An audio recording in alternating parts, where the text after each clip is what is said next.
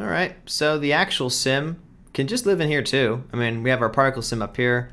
We can just put our pyro sim down here. So make a dot network. Have this go into that. We'll call it like, oh, pyro net. Like a cool cyberpunk thing. Nothing in here, not like the particle one last time. So let's make our type sparse.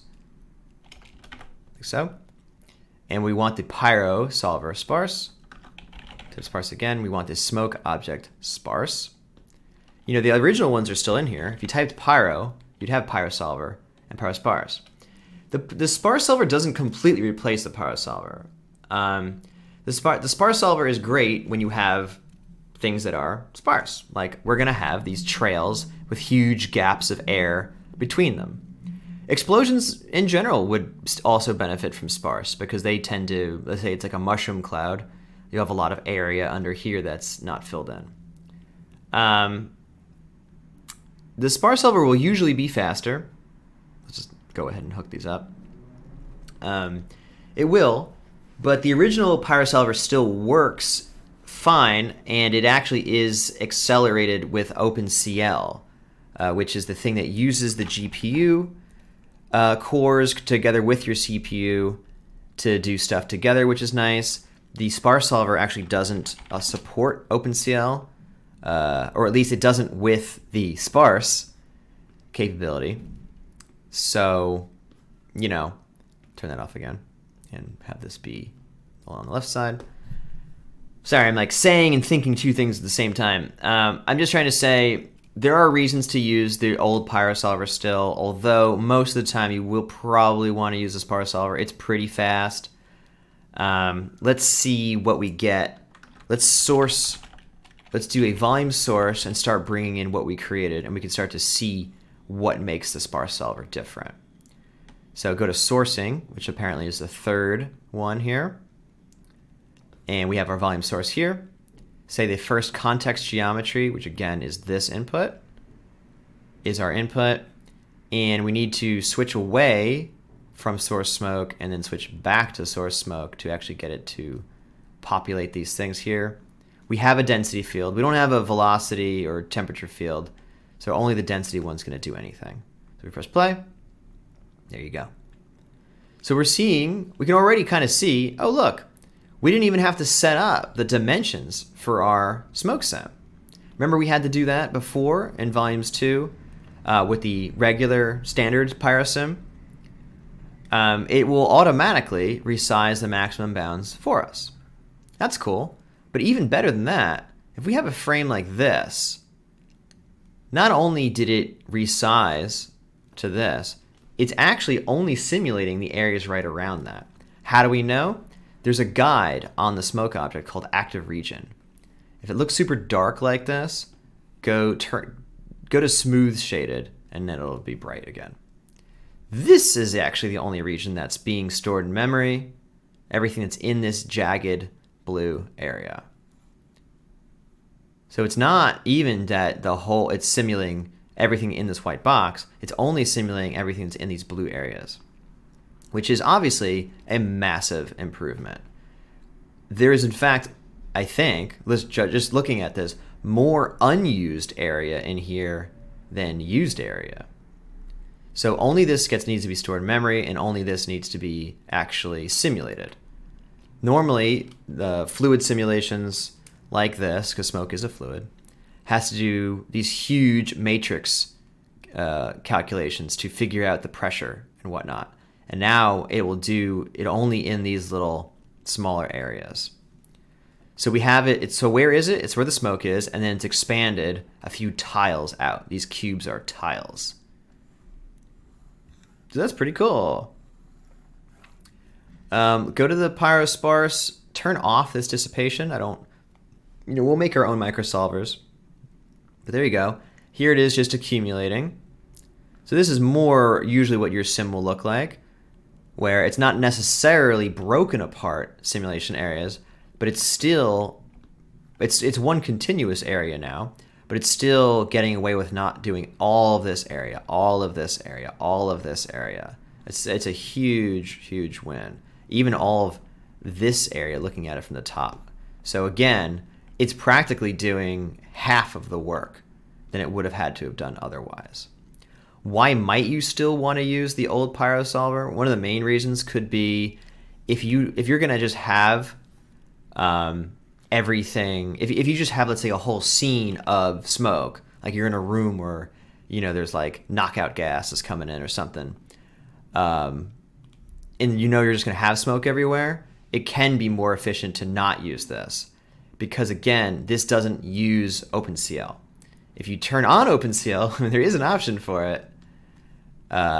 It will throw an error and say, hey, listen, you can use OpenCL, but I'm not going to do the sparse solving anymore. Sparse solving is not supported with OpenCL disabled. So it'll still do almost like a regular PyroSim. So there you go. So if you want to use OpenCL, you're going to want to use the regular PyroSolver. So that's a big reason to use the regular PyroSolver, which is why I'm not going to call it the old PyroSolver. It's just the dense PyroSolver. This is the sparse PyroSolver.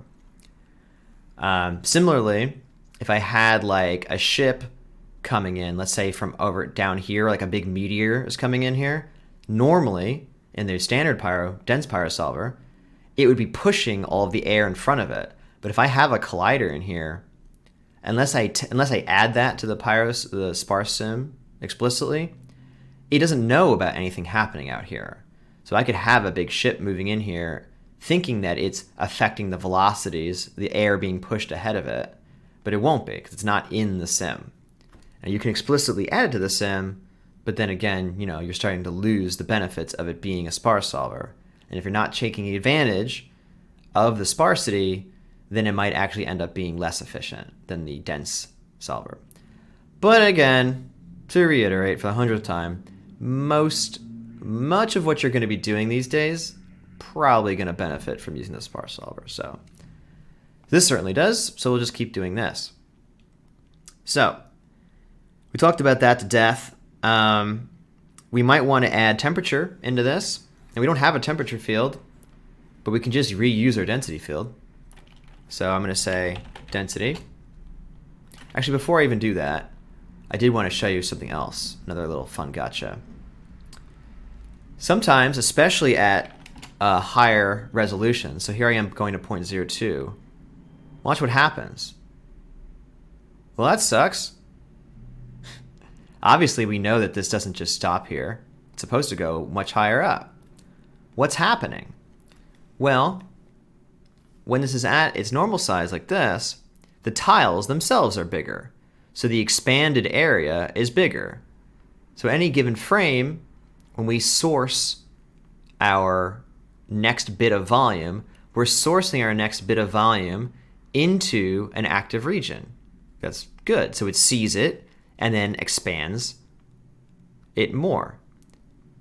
So our density is being added always into an active region, and it's allowed to expand just in time to always be accommodating the next bit, and there's no issue. But when our voxels are small, the tiles are smaller. Again, the blue cubes are the tiles. But our particles that are sourcing are still moving as fast as they've ever been moving. So what's happening is it's trying to source here, here, here, but it's not sourcing into an active region. So it's not being seen. So that's why it's broken. All that is to say, always have enlarged fields to contain sources on your volume source, and their problem immediately goes away. What does that mean? It means when it tries to source into a non-active area, simply make that an active area. This should pretty much always be on.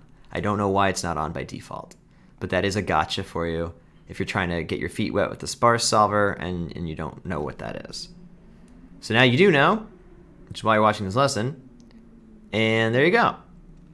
So now it will always work, and that's awesome. So I'm going to go once again back to the big voxels though, just so we can work quicker. Temperature, let's just use the density, incoming density field as temperature.